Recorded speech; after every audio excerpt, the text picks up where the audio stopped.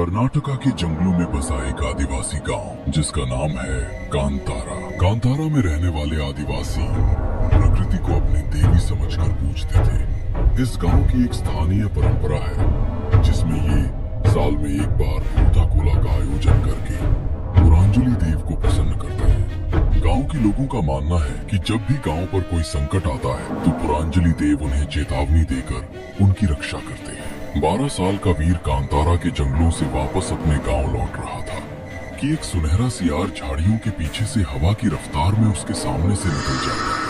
इसे देखना तो अशुभ माना जाता है। तभी वीर की नजर बिल्ला के परिवार पर पड़ती है जो अपना सामान बांधे कांतारा से कहीं जा रहा था। नायक चाचा, कहाँ जा रहे हैं आप? पिताजी के बाद अब जंगल की सुरक्षा की जिम्मेदारी आपकी है ना? जिम्मेदारी थी बेटा, पर अब हमारी जान पर ही बनाई है। कांतारा की रक्षा जिनके हाथों में थी, उन्हीं के प्रकोप ने इन जंगलों को खतरे में डाल दिया है। आए दिन कुछ न कुछ घटनाएं हो रही हैं यहाँ। ऐसा रहते मैं अपने परिवार की जान खतरे में नहीं डाल सकती। तुम्हें भी कांतारा को छोड़कर चले जाना चाहिए वीर। तुम्हारे पिता तो मुखिया थे ना, जब वो ही नहीं बचे तो बाकी लोगों का क्या होगा? वीर अपने आसपास गांव को खाली होता देख रहा था। 1 महीने पहले गुजरे अपने पिता की मौत का रहस्य फिर उसके दिमाग में कौंधने लगा। वीर अपने घर पर पहुंचते ही, माँ, तुमने तो कहा था कि पिताजी की मौत सर पर लकड़ी का गट्ठर गिरने से हुई थी। पुरंजलि देव को प्रसन्न करने के लिए पूरा गांव तैयारियां कर रहा था, लेकिन उत्सव से 2 दिन पहले अचानक गांव में एक अनहोनी हुई।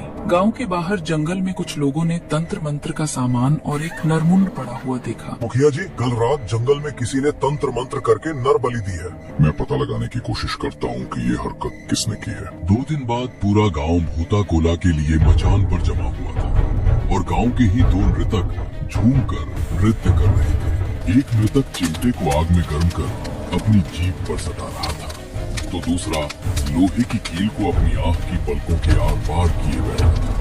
तभी अचानक एक नृतक की आंखें ऊपर की ओर चढ़ जाती है और वो पूरी तरह से कांपने लगता है। देखो, पुरंजलि देव आ गए। सब लोग प्रणाम करो।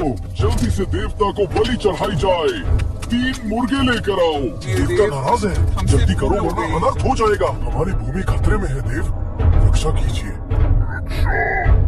इस भूमि को अब खून से सींचा जाएगा, रक्तपात होगा, तबाही होगी।